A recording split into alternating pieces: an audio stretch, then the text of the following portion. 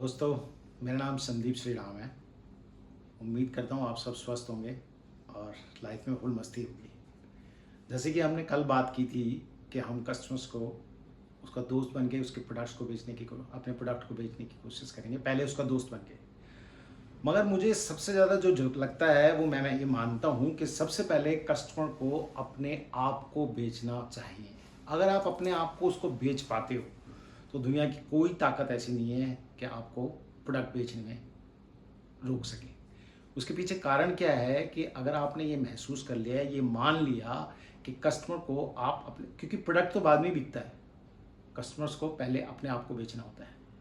और यही बात वो सिद्ध करती है, जब कस्टमर आपका अपना हो जाता है किसी भी तरीके से तो ऑब्वियस है कि वो आपकी हर बात सुनता है।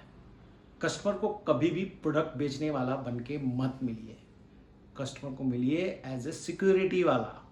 क्या आप उसकी सिक्योरिटी करने आए हैं? कैसे सिक्योरिटी करने आए हैं कि अगर आपने उसको ये प्रोडक्ट दे दिया तो उसकी हर तरीके से सिक्योरिटी होगी, चाहे वो कोई भी प्रोडक्ट हो, चाहे वो मशीनरी हो या कोई और अन्य प्रोडक्ट। उसके पीछे कारण क्या है कि अगर आप ये बात सिद्ध करने में साबित कर देते हैं आप कि भाई इस प्रोडक्ट से आपकी लाइफ बनती है, आपका कैरियर बनता है, आपके सारे काम बन जाते हैं और आपकी लाइफ सिक्योर हो जाती है, तो ऑब्वियसली कस्टमर आपका हो जाता है। इसलिए मैं मानता हूं कि कस्टमर को आपने उसका एज ए सिक्योरिटी एडवाइजर बनना है, ना कि सेल्समैन। सेल्समैन, जब हम किसी के पास जाते हैं या कोई हमारे पास आता है तो सेल्समैन को वो हे दृष्टि से देखते हैं, जबकि इकोनॉमी को, वर्ल्ड इकोनॉमी को चलाने वाला जो है वो है सेल्समैन।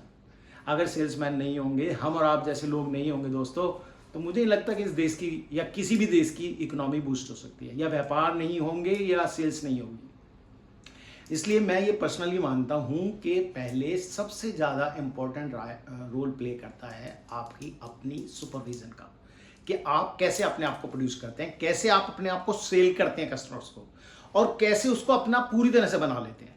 अगर आपने कस्टमर को पूरी तरह से अपना बना लिया, उसको ये बात साबित करके कि मैं जो भी प्रोडक्ट आपको दे रहा हूं इससे आपकी लाइफ सिक्योरिटी बनती है।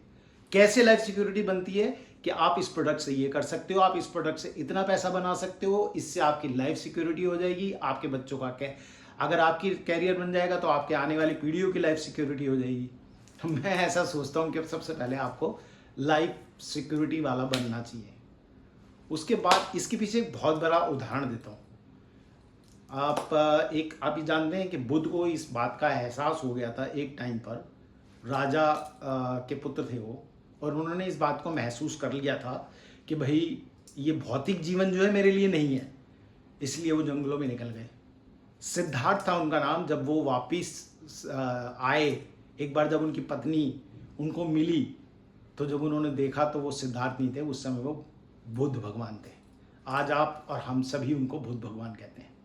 उसके पीछे कारण क्या था? उसके पीछे एक विशेष कारण था कि उनको ये पता था कि मैंने क्या करना है। उसी तरह से आपको इस बात का पता होना चाहिए कि आप इस सेल के बात करने पे के बाद उसको तो प्रोडक्ट बेच ही देंगे, आपकी अपनी भौतिक सुविधाएं वो भी आपको पूरी करनी है। और वो कैसे पूरी होंगी? उस प्रोडक्ट को सेल करके।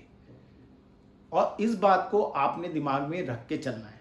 इसलिए ये बात आपको पता होनी चाहिए कि आपने अपने साथ करना क्या है। अगर आपको पता ही नहीं होगा कि मैंने क्या माल बेचना है और अगर मैंने माल बेच दिया तो मुझे उससे क्या बेनिफिट, आपको अपना टारगेट को लेके दिमाग में एक भौतिक चीज को हमेशा रखना है कि मैं इस काम से, इससे मुझे ये फायदा होगा, whether it is incentive, whether it is sales, वो आई मीन कमाई, इनकम, और whether it is any kind of luxury thing. Maybe वो फोन हो सकता है, वो आपके घर का फ्रिज हो सकता है, वो आपकी वाइफ के लिए एक बहुत सुंदर सा सूट हो सकता है, एक रोलेक्स की घड़ी हो सकती है, एक लग्जरी कार हो सकती है। लेकिन वो तभी पॉसिबल है जब आप ये बात को सिद्ध कर दो और ये बात मान लो अच्छी तरीके से कि मैंने इस कस्टमर को, जिस तरह से बुद्ध भगवान को पता चल गया था कि भाई मेरे लिए ये चीज नहीं है, और उन्होंने उस पर काम किया। ओशो ने भी उस प्रकार से काम किया। ओशो ने भी इस बात को समझा कि ये चीजें मेरे लिए नहीं है। वो एक बहुत बड़े प्रोफेसर बने। प्रोफेसर इतने ज़्यादा स्मार्ट, पहले वो स्टूडेंट जब थे वो इतने स्मार्ट थे कि वो ये वाली बात, इतने क्वेश्चंस पुटअप करते थे अपने प्रोफेसर को कि प्रोफेसर अपना कोर्स ही पूरा नहीं कर पाता था। लोग अपने स्टूडेंट्स को पूरी पढ़ाई नहीं करा पाता था।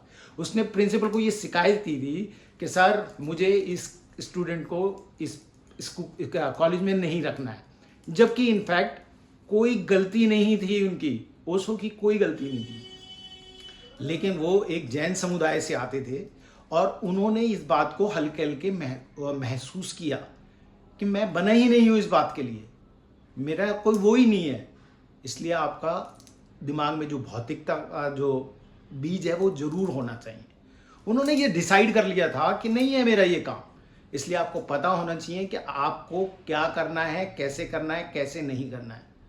और अगर आप ये वाली बात सिद्ध करने में साबित कर लेते हो कस्टमर को, तो ऑब्वियसली कस्टमर आपकी सुनेगा। जब आप उसको बताओगे कि सर ये प्रोडक्ट लेने के बाद आप इतना इतना कमा लेते हो, अगर हम मशीनरी की बात करते हैं या अगर हम कोई घर की घरेलू चीज़ों की बात करते हैं और वो ऐसा प्रोडक्ट है, तो उसको ये बताओ, जैसे आप वाटर फिल्टर की अगर बात लेते हैं तो वाटर फिल्टर सर आपको किस किस तरीके से पानी से होने वाली बीमारियों से बचाता है और ये सब चीज़ें बहुत महत्वपूर्ण प्ले करती है रोल। हम माने ना माने, लेकिन हमें अपने बारे में सबसे पहले पता होना चाहिए कि हम किस प्रकार से अपने किस आकर्षण से कस्टमर को प्रभावित कर सकते हैं। और अगर आप ये वाली बात जांच लेते हैं कि आप किस प्रकार से कस्टमर को आकर्षित कर लेते हैं, मुझे नहीं लगता कि आपको कोई सेल्स करने में रोक सकता है, क्योंकि सेल्स वो हथियार है जब आप उसको कभी वो सिक्योरिटी एडवाइज़र के रूप में या फिर कभी उसकी तरफ फ्रेंड्स बन के जब आप उसको अपने पूरी तरह से उसकी बातों में अपने तरीके से लगा लेते हैं, उसके इंटरेस्ट को उसमें पैदा कर देते हैं, उस प्रोडक्ट के इंटरेस्ट में पैदा कर देते हैं, तब वो आपकी सारी बातें सुनता है। लेकिन ये तभी पॉसिबल है जब आप इस बात को जान लें, समझ लें।